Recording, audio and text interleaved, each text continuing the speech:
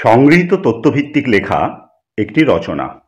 বিষয়: হিন্দু বিধবা বিবাহ আইন পাশে বিদ্যাসাগর মহাশয়ের ভূমিকা। কলমে ও কণ্ঠে রবীন্দ্রনাথ সরকার। ঈশ্বরচন্দ্র বিদ্যাসাগরকে সামাজিক সংস্কারের ক্ষেত্রে তার নিজের দেশের পুরাতন কুসংস্কারপন্থী ব্রাহ্মণদের সঙ্গে যথেষ্ট লড়াই করতে হয়েছিল। এক্ষেত্রে তিনি তার সমস্ত প্রতিভা, শক্তি ও ধৈর্যকে কাজে লাগিয়েছিলেন। রাজা রামমোহন রায়ের অদম্য লড়াইয়ের ফলে ভারতের সতীদাহ প্রথা রোধ আইন প্রবর্তন করা হয়েছিল ঠিকই, কিন্তু তখনও ভারতীয় হিন্দু বিধবাদের কাছে বিশুদ্ধভাবে তপস্বী জীবনযাপন করা ছাড়া আর অন্য কোনো বিকল্প পথ অবশিষ্ট ছিল না। স্বভাবতই সকল বিধবাদের কঠোর কষ্টভোগ দেখে বিদ্যাসাগর মহাশয়ের কোমল ও করুণাময় হৃদয়ে আলোড়ন সৃষ্টি করেছিল। অবশ্য ছোটবেলা থেকেই বিদ্যাসাগর মহাশয় হিন্দু বিধবাদের দুঃখ কষ্ট দেখে খুব ব্যথিত ছিলেন। কথিত আছে, ছোটবেলায় বীরসিংহ গ্রামের একটি মেয়ে বিদ্যাসাগরের খেলার সাথী ছিল। তিনি মেয়েটিকে পছন্দ করতেন। পরে তিনি শিক্ষার জন্য কলকাতায় আসেন। একবার কলেজ ছুটি থাকাকালীন সময়ে তার নিজের গ্রামে যান। সেখানে জানতে পারেন যে তার খেলার সাথী মেয়েটির বিয়ে হয়েছিল। বিয়ের অল্প কিছুদিনের মধ্যেই তার স্বামী মারা যান এবং সে খুব অল্প বয়সী বিধবা হয়। তারপর বিদ্যাসাগর মেয়েটিকে তার বাড়িতে ডেকে পাঠান। তিনি মেয়েটিকে জিজ্ঞেস করেন তার খাওয়া হয়েছে কি না। ছোট্ট মেয়েটি তাকে জানায়, আজ একাদশী, যেহেতু সে বিধবা তাই সে উপোস করেছে। এই কথা শুনে তিনি খুব দুঃখিত হন। আরও বলা হয় যে অন্য একটি ঘটনায় সংস্কৃত কলেজে পড়াকালীন বিদ্যাসাগর ছুটিতে বাড়িতে যান। তখন তিনি জানতে পারেন এক সম্ভ্রান্ত পরিবারের এক হিন্দু বিধবা যুবতীর এক যুবকের সঙ্গে অবৈধ সম্পর্ক গড়ে ওঠে। ফলস্বরূপ সংযোগের জন্য গর্ভবতী হন। বিভিন্ন উপায় অবলম্বন করে গর্ভপাতে ব্যর্থ হন। তিনি খুব সুন্দর একটি সন্তানের জন্ম দেন। একথা বাইরে প্রকাশ ও লজ্জা এড়াতে শিশুটিকে নার্সারিতে নিষ্ঠুরভাবে গলা টিপে দেওয়া হয়। এই করুণ গল্পটি বিদ্যাসাগরের কোমল হৃদয়কে স্পর্শ করে। তখন তিনি হিন্দু বিধবাদের জন্য কিছু করার বিষয়ে দৃঢ়প্রতিজ্ঞ হন। যদিও বিদ্যাসাগর মহাশয় এই ঘটনায় খুবই মর্মাহত হয়েছিলেন, তবুও তিনি বিধবাদের দুঃখজনক বিষয়টি জনসমক্ষে প্রচারের উপযুক্ত সময় বলে মনে করেননি। কেননা তখন পর্যন্ত তার কাছে কোনো শাস্ত্রীয় প্রমাণ ছিল না। এই সময় তিনি তার জীবনের সমস্ত চিন্তাভাবনা এই বিষয়ে উৎসর্গ করেছিলেন। পড়াশোনার মধ্যে তিনি দীর্ঘ সময় হিন্দুদের প্রাচীন সব শাস্ত্র অধ্যয়ন করতেন। রাতে খুব কম সময় ঘুমোতেন। একদিন হঠাৎ তিনি খুব উচ্ছ্বসিত হয়ে উঠলেন। উচ্চস্বরে চিৎকার করে বললেন, অবশেষে আমি এটি খুঁজে পেয়েছি। তার অত্যধিক আনন্দের কারণ ছিল পরাশর সংহিতার একটি অনুচ্ছেদ। অনুচ্ছেদটি এভাবে প্রতীয়মান হয় যে পরাশর একজন হিন্দু বিধবাদের জন্য 3টি নিয়ম নির্ধারণ করেছিলেন: বিবাহ, ব্রহ্মচর্য পালন এবং মৃত স্বামীর সাথে তার চিতাতে নিজেকে আত্মহুতি। এর মধ্যে শাসক কর্তৃপক্ষের আদেশে মৃত স্বামীর সাথে অগ্নিতে আত্মহুতি প্রথা বিলুপ্ত হয়েছে।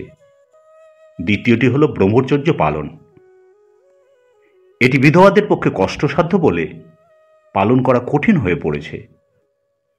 সেই জন্যই জনহিতৈষী পরাশর বিবাহের নির্দেশ দিয়েছিলেন। সুতরাং হিন্দু শাস্ত্র মতে হিন্দু মেয়েদের পুনর্বিবাহ বৈধ। বিদ্যাসাগর মহাশয় শাস্ত্র সম্বন্ধে জ্ঞাত হয়ে তার সমর্থনে যুক্তি প্রদান করে একটি পুস্তিকা রচনা করেন। এই পুস্তিকাটি প্রকাশের পূর্বে তিনি তার পিতা ও মাতার কাছে পৃথকভাবে সম্মতি নেন। সেটি যে স্বাস্থ্যসম্মতভাবে রচনা করা হয়েছে একথা জেনে তার পিতা ঠাকুরদাস বন্দ্যোপাধ্যায় ও মাতা ভগবতী দেবী তাদের পুত্রকে অগ্রসর হতে বলেন। তিনি পিতামাতার আশীর্বাদ নিয়ে বিধবাদের পুনর্বিবাহের বৈধতা সম্পর্কে তার গবেষণাপত্র প্রকাশ করেন। এই পুস্তিকাটি প্রকাশের পর শহর জুড়ে ব্যাপক উত্তেজনা ছড়িয়ে পড়ে। গোঁড়া হিন্দু সম্প্রদায় এর তীব্র বিরোধিতা করেন, কিন্তু বিদ্যাসাগর তার যুক্তির সমর্থনে দৃঢ় ও আশাবাদী ছিলেন। তারপর তিনি অনেক পরিশ্রম করে বাংলায় 22 পৃষ্ঠার আরও একটি পুস্তিকা প্রকাশ করেন, যার শিরোনাম ছিল বিধবাদের বিয়ে করা উচিত কিনা। এই পুস্তিকাটি রচনায় তিনি দুর্দান্ত দক্ষতা ও পারদর্শিতা প্রদর্শন করেন। বইয়ের ভাষা, তার যুক্তির পরিপাটি এবং যথাযথ বিন্যাস সর্বসাধারণের প্রশংসা অর্জন করে। এই সময় বিদ্যাসাগর মহাশয় এত বড় সমাজ সংস্কারমূলক কাজে অগ্রসর হওয়ার জন্য রাজা রাধাকান্ত দেবের সমর্থনের প্রয়োজন অনুভব করেন। প্রথমে তিনি তার বন্ধু রাজার নাতি আনন্দকৃষ্ণ বাবুর কাছে পরামর্শ নিতে গেলেন। তিনি জানালেন, এত বড় সমাজ সংস্কারমূলক কাজের প্রস্তাব ঠাকুরদার সামনে তোলার সাহস তার নেই। তিনি বিদ্যাসাগরকে একটি চিঠি সহ খামে পুস্তিকাটি রাজার কাছে পাঠানোর পরামর্শ দিলেন।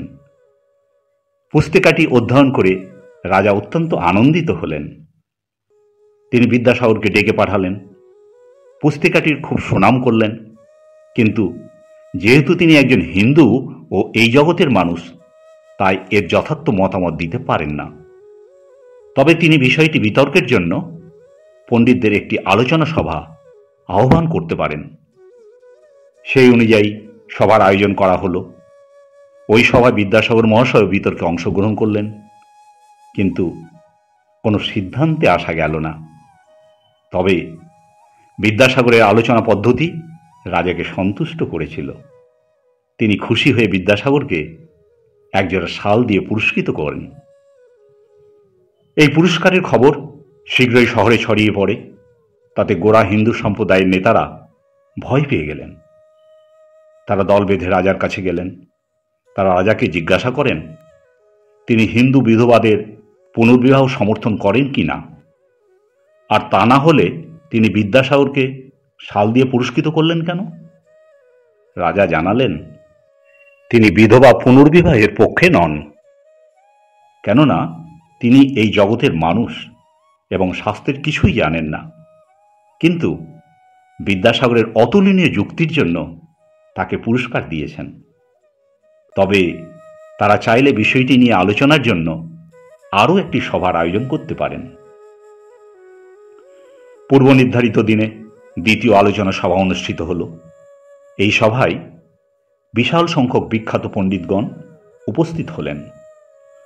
অন্যান্য পণ্ডিতগণের মধ্যে তৎকালীন স্মৃতির অর্থাৎ হিন্দু আইনের সর্বশ্রেষ্ঠ পণ্ডিত নবদ্বীপের ব্রজনাথ বিদ্যারত্ন উক্ত সভায় বিতর্কে অংশ নেন।